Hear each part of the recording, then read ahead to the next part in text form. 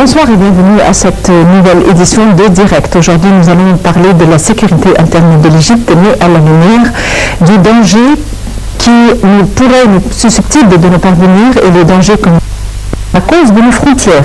Évidemment, les gardes frontières déploient tous leurs efforts, mais apparemment les frontières égyptiennes sont tellement vastes et le relief du territoire joue un rôle de manière à ce que la situation devient parfois difficile.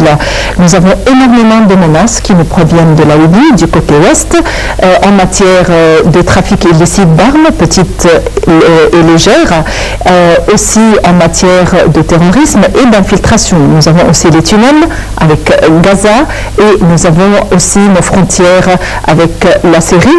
Alors donc, quelle est la situation sécuritaire en Égypte à la lumière des menaces qui nous proviennent des pays voisinants et à la lumière du trafic d'armes de petit calibre et des armes légères?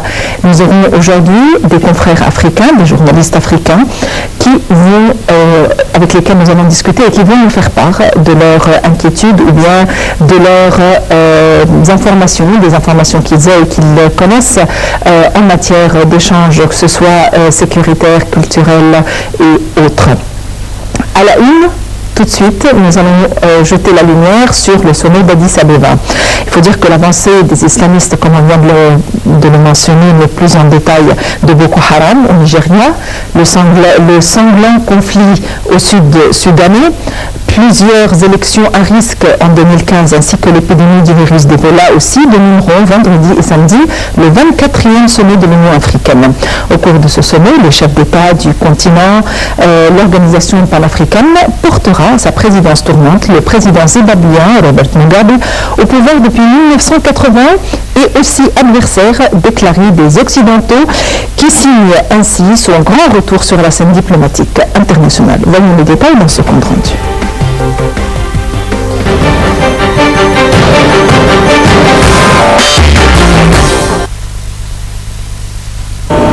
L'avancée des islamistes de Boko Haram au Nigeria, le sanglant conflit sud-soudanais, plusieurs élections à risque en 2015, ainsi que l'épidémie du virus Ebola domineront vendredi et samedi le 24e sommet de l'Union africaine.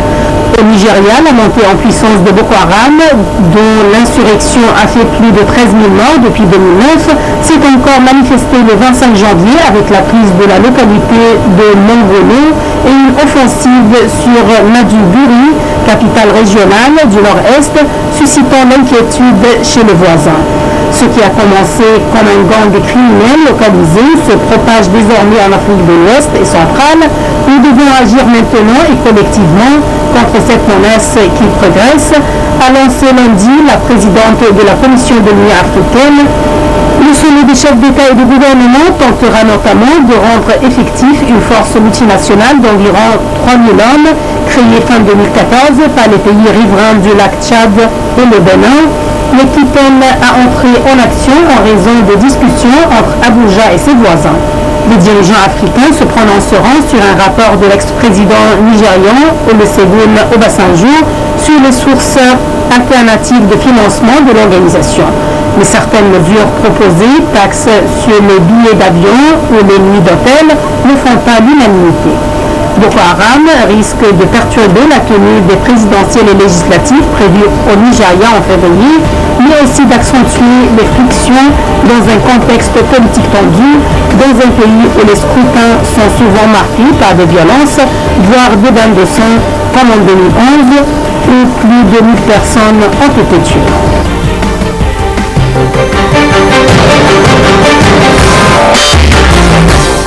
La Libye, un grand pays, beaucoup de pétrole, énormément d'armes, suite au conflit ou la révolution qui a mis fin au régime Kadhafi. Il y a un surplus d'armes.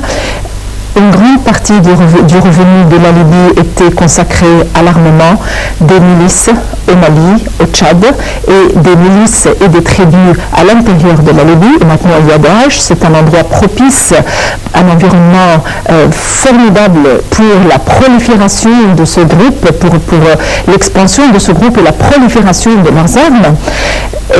Finalement, c'est un territoire qui est très vaste. L'État est absent. plus de 1400 milices armées et des conflits tribaux aussi, et aussi en l'absence d'un gouvernement central. Connaît la situation à présent en Libye, quel est le danger que risque l'Égypte de par ses frontières ouest, que les autorités égyptiennes déploient énormément d'efforts pour contrôler. C'est un pays où règne le chaos. Et de surcroît, les Égyptiens résidant en Libye, notamment ceux issus de la communauté copte, continuent à être la cible des milices armées. Voyons les détails dans ce compte rendu.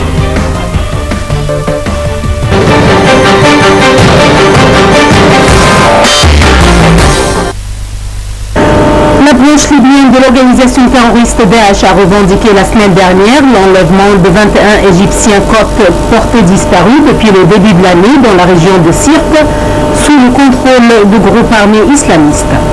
Dans un communiqué diffusé sur Internet par le bureau d'information de la province de Tripoli, une section de Daesh, quelques photos ont été publiées accompagnées d'une légende. Les soldats de l'État islamique ont capturé 21 Égyptiens chrétiens dans différentes parties de la province de Tripoli, sans donner plus de détails. Depuis le 30 juin 2013 et le renversement du régime des frères musulmans en Égypte, les Égyptiens vivant en Libye sont victimes d'exactions des milices islamistes. Les relations se sont graduellement détériorées et le gouvernement égyptien avait retiré son personnel diplomatique de Libye après l'enlèvement au début de 2014 d'un certain nombre de diplomates égyptiens dans ce pays. En février dernier, les corps de 7 coptes égyptiens ont été retrouvés près de Benrezi, alors qu'au cours du mois dernier, un autre groupe de plus de 30 Égyptiens avait été enlevé et torturé à Benrezi avant d'être libéré quelques jours plus tard. Un médecin copte égyptien, Magdi Sobhi Taufik, a été tué à son domicile par des inconnus à Sirte le 21 décembre en compagnie de son épouse, tandis que sa fille a été enlevée puis assassinée avant d'être abandonnée à la sortie de la ville. Aujourd'hui, 21 Égyptiens sont toujours détenus par ces milices. La montée en puissance de l'organisation Daesh en Libye inquiète profondément les observateurs. Après avoir été confiée dans l'Est, notamment à Derna et Sirte, elle n'est plus implantée à Srabrata et Tripoli, où l'organisation a publié des photos montrant des hommes de Daesh en action dans les marchés de la ville, déchirant des pancartes jugées non conformes aux prescriptions de l'islam. L'ambassadeur Badr Abdelati, porte-parole du ministère des Affaires étrangères, explique que l'Égypte ne cesse de travailler sur le dossier des Égyptiens en Libye. Le diplomate égyptien a précisé qu'une cellule de crise du ministère des Affaires étrangères et des représentants des appareils sécuritaires travaillent en continu sur le dossier des Égyptiens enlevés, ainsi que sur la sécurité de toute la communauté qui demeure sur le territoire libyen. Le ministère a renouvelé ses avertissements sur le risque de voyager en Libye et appelé les Égyptiens qui y vivent à éviter les zones sous contrôle de milices armées ou à retourner dans leur patrie.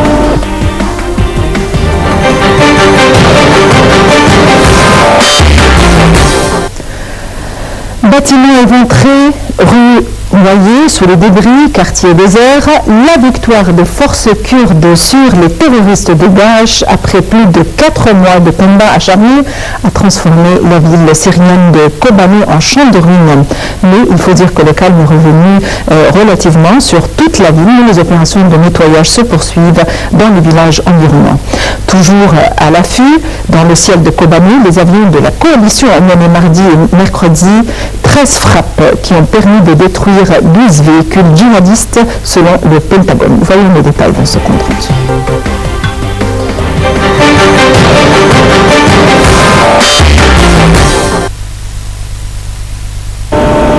Après une bataille devenue un symbole de la guerre civile qui déchire le pays depuis 2011, les combattants des unités de protection du peuple, YPG, la milice du principal parti kurde de Syrie, règnent en maître sur une cité aux 3/4 détruite. À la plupart des carrefours, des groupes de miliciens ont tenu des paroles et de nombreuses femmes ont salué la présence des journalistes par des rafales de Kalachnikov tirées en l'air et en faisant lever de la victoire. Tout autour d'eux, la silhouette décharnée des immeubles témoigne de la violence, des affrontements et de nombreux raids menés par les bombardements de la coalition internationale conduits par les États-Unis. Dans certains rues, des obus de mortiers non explosés gisent encore sur les gravats à côté de véhicules criblés de balles. Le calme est revenu mercredi sur toute la ville, mais les opérations de nettoyage se poursuivaient dans les villages environnants.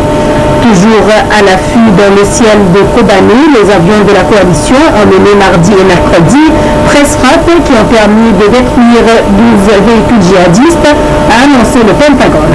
À Moscou, les opposants syriens tolérés par le régime de Damas et des émissaires du président Bachar el-Assad se sont retrouvés mercredi pour tenter de renouer un dialogue rompu depuis l'échec des discussions dites de Genève 2 en février 2014. Mais les ambitions de ces discussions restent très modestes compte tenu de l'absence de la coalition nationale de l'opposition syrienne, considérée par la communauté internationale comme la principale force d'opposition au régime de M. Assad.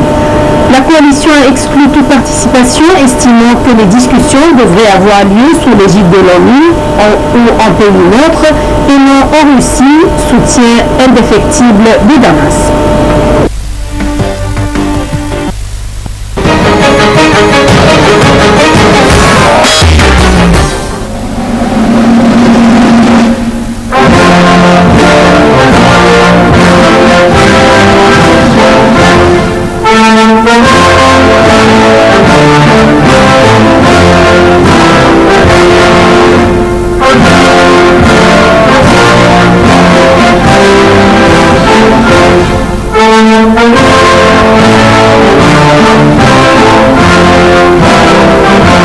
بأجيال قوية أحقق أمانيكي بإيدي قبليكي أجتهد لعبك أخبر أراضيك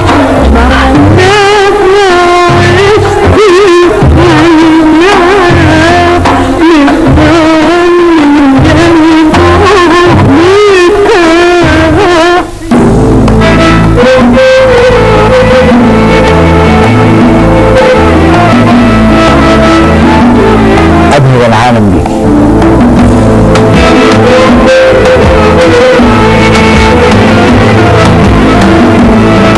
جميلة بكل اللي فيه.